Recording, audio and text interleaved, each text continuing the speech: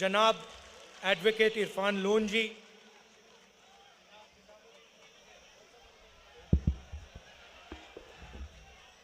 जनाब मीर इकबाल जी, जनाब इरशाद अहमद जी, स्टेज पे इंडिया गठबंधन के सीनियर नेता, भाइयों और बहनों, प्रेस के हमारे मित्रों, आप सबका यहाँ बहुत बहुत स्वागत, नमस्कार। कैसे हैं आप लोग? ठीक हैं? हाजी जी, एक शिकायत से मैं शुरू करना चाहता हूँ। आप मुझे यहाँ बुला लेते हो, आधे घंटे के लिए, 1 घंटे के लिए बुला देते हो, मगर 1-2 दिन के लिए कभी यहाँ नहीं बुलाते हो मुझे। और तो मैं चाहता हूं कि आप मुझे यहां बुलाओ तो 2-3 दिन के लिए बुलाओ। फिर एक और बात, आपने यहां पे टेबल पर अखरोट रखा, काजू रखा, किशमिश रखा, मगर ये सोपोर का सेब नहीं रखा आपने। और मामला इसी का है, मेन मामला इसी का है। इस सेब को पूरी दुनिया में पहुंचाना है, अमेरिका में पहुंचाना है, जापान में पहुंचाना है, चाइना में पहुंचाना है। ये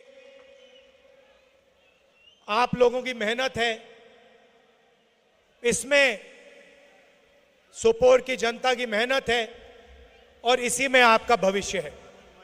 और मैं चाहता हूं कि ये सिर्फ हमारे देश में नहीं, मगर ये पूरी दुनिया में पहुंचे। आजकल अमेरिकन सेब हमारे देश में खाया जाता है, मैं चाहता हूं कि ये सेब अमेरिका में खाया जाए। जब भी सेब खाया जाए, लोग कहें कि हां भैया ये सोपोर का सेब जम्मू कश्मीर से आया है। सबसे पहली बात, शायद सबसे जरूरी बात, आपकी स्टेटहुड की है।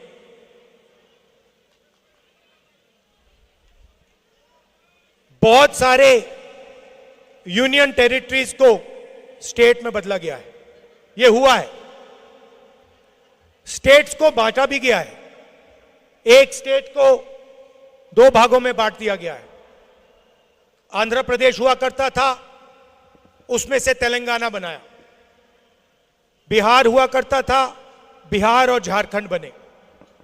मध्य प्रदेश में से छत्तीसगढ़ बनाया गया।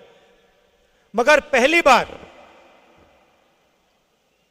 बार इतिहास में, हिस्ट्री में, एक स्टेट को यूनियन टेरिटरी में बदला गया है।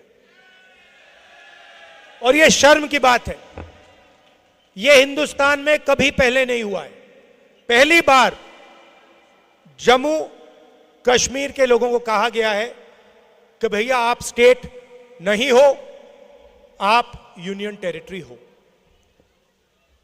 आपको चीफ मिनिस्टर नहीं चलाएगा, एमएलए नहीं चलाएंगे, आपको बाहर के लोग, लेफ्टिनेंट गवर्नर, ब्यूरोक्रेट्स चलाएंगे। हम चाहते थे कि चुनाव से पहले आपको आपका स्टेटहुड वापस दिया जाए। और जम्मू कश्मीर के सब लोग ये चाहते हैं, सब लोग ये चाहते थे कि स्टेटहुड हमें पहले वापस मिले और उसके बाद चुनाव हो। नहीं हुआ, ठीक है, पहला कदम चुनाव है, मगर इसके बाद जम्मू कश्मीर को स्टेटहुड मिलना ही पड़ेगा।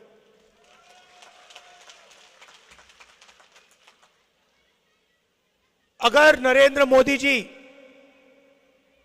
स्टेटहुड नहीं देंगे तो इंडिया गठबंधन उन पर पूरा दबाव डालेगा, प्रेशर डालेगा, पार्लियामेंट में प्रेशर डालेंगे कि जम्मू कश्मीर को स्टेटहुड वापस दो। और अगर इन्होंने नहीं किया तो जैसे ही इंडिया गठबंधन की सरकार दिल्ली में आएगी, हम आपको आपका स्टेटहुड दे देंगे। अगर इस सेब को अमेरिका में, जापान में पहुंचाना है तो पहला कदम आपको स्टेटहुड देना है, उसके बिना नहीं हो सकता। दिल्ली में जो सरकार है वो 2-3 अरबपतियों की सरकार है। यहां जो आपको सही दाम नहीं मिल रहा है, हिमाचल प्रदेश में भी सेब के किसानों को सही दाम नहीं मिलता है, उसका कारण अदानी है। नरेंद्र मोदी जी की सरकार 10-15 अरबपतियों के लिए काम करती है। जो भी वो करते हैं 10-15 लोगों के लिए करते हैं। एयरपोर्ट्स, पोर्ट्स, इंफ्रास्ट्रक्चर, सारा का सारा ये 2-3 लोगों को देते हैं और ये 2-3 लोग इनकी मार्केटिंग करते हैं।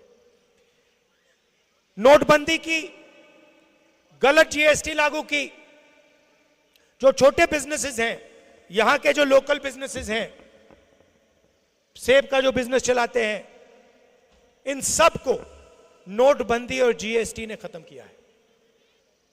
गलत जीएसटी ने छोटे बिजनेसेस को खत्म कर दिया है और आज यह हालत है कि पूरे देश में युवाओं को रोजगार नहीं मिल सकता। जम्मू कश्मीर की हालत आप जानते हो, यहां पे बड़ी बड़ी बातें होती हैं, मगर अगर जम्मू कश्मीर का युवा रोजगार चाहता है उसको नहीं मिल सकता है। अगर वो एंटरप्रेन्योर है, छोटा बिजनेस चलाता है, मिडिल साइज बिजनेस चलाता है, हैंडीक्राफ्ट्स का काम करता है, तो बैंक के दरवाजे उसके लिए बंद हैं, टेक्निकल सपोर्ट नहीं है, पूरा का पूरा सिस्टम 10-15 अरबपतियों की मदद करने में लगा हुआ है। जीएसटी में आप पैसा देते हो, जितना पैसा आप देते हो हिंदुस्तान के गरीब लोग देते हैं, उतना ही पैसा अदानी देता है।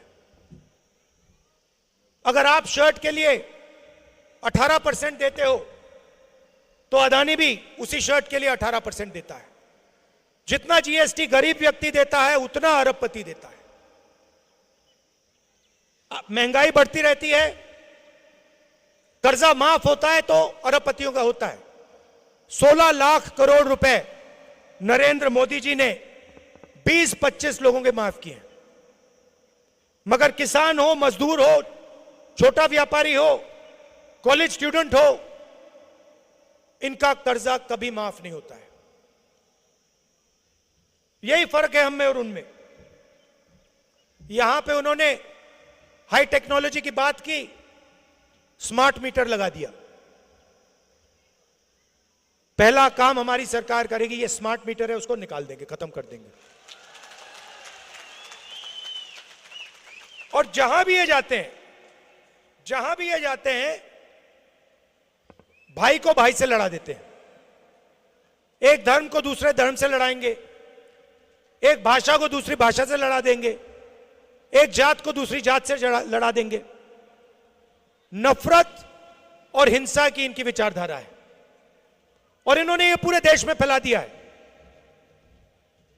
पूरे देश में नफरत फैलाई है और इसीलिए कन्याकुमारी से लेकर जम्मू कश्मीर तक हमने पैदल यात्रा की और हमने उनसे कहा, देखिए आप अगर नफरत का बाजार खोल सकते हो तो हम मोहब्बत की दुकान भी खोल सकते हैं। अगर आप नफरत फैला सकते हो तो हम मोहब्बत फैला सकते हैं। और जितनी उन्होंने मोहब्बत, जितनी उन्होंने नफरत फैलाई, उससे दुगना हमने मोहब्बत फैलाई। और 4000 किलोमीटर चले, यहां तक जम्मू कश्मीर तक हम आए। क्यों? हम मैसेज देना चाहते थे, यह भाईचारे का, मोहब्बत का देश है, यह सब लोगों का देश है, इसमें सबकी रिस्पेक्ट होनी चाहिए। सबकी इज्जत होनी चाहिए, भाईचारा होना चाहिए, शांति होनी चाहिए। यही मैसेज था भारत जोड़ो यात्रा का। यहां पे मैं जानता हूं आपकी लोकल इश्यूज हैं, 2-3 हमने मैनिफेस्टो में वायदे किए हैं। जो आपका सेब है 72 रुपीज पर किलो आपको हम मिनिमम सपोर्ट प्राइस देंगे। 100% क्रॉप इंश्योरेंस, जहां भी आपको नुकसान होगा आपको इंश्योरेंस का पैसा मिलेगा। गरीब लोगों का जो एविक्शन हो रहा है वो हम रोकेंगे, और इरिगेशन प्रोजेक्ट्स के लिए हम 2500 करोड़ रुपए आपको देंगे। मीर साहब से मेरी बात हो रही थी, उन्होंने मुझे कहा कि यहां का जो सेब है ये एक्सपोर्ट होता है, मगर इसकी प्रोसेसिंग यहां नहीं होती है, मतलब फूड प्रोसेसिंग प्लांट यहां पे नहीं है। हमारा लक्ष्य है कि आपका सेब अमेरिका जाए, जापान जाए, बाकी देशों में जाए, मगर फिर यहां आपकी सेब की प्रोसेसिंग की भी प्लांट्स लगे, कि सेब का पूरा फायदा सोपोर की जनता को मिले। आप जानते हो मेरा आपका रिश्ता राजनीतिक रिश्ता नहीं है। मेरे दिल में जम्मू कश्मीर के लिए क्या फीलिंग है आप सब जानते हो, मुझे कहने की जरूरत ही नहीं। ये आप समझते हो, ये खून का रिश्ता है, बहुत पुराना रिश्ता है, मोहब्बत का रिश्ता है। और आप जानते हो जब भी मेरी जरूरत है, चाहे सेब की बात हो, स्मार्ट मीटर्स की बात हो, किसानों की बात हो, जब भी आपको मेरी जरूरत होगी आपको सिर्फ बुलाना है, मैं यहां हाजिर हो जाऊंगा। और ये मैं दिल से कह रहा हूं, आप ट्राई करो, अगली बार कहना, अपने एमएलए से कहना, जो जीतेंगे उनसे कहना भैया राहुल जी को बुलाओ, और आप देखना जैसे ही आप मुझे बुलाओगे मैं यहां हाजिर हो जाऊंगा। और अगली बार बुलाओगे तो भैया आधे घंटे के लिए मत बुलाना, कम से कम 1-2 दिन के लिए बुलाना, गहराई में मुझे यहां समझाओ क्या हो रहा है। आप सबका दिल से बहुत बहुत धन्यवाद। नमस्कार, जय हिंद।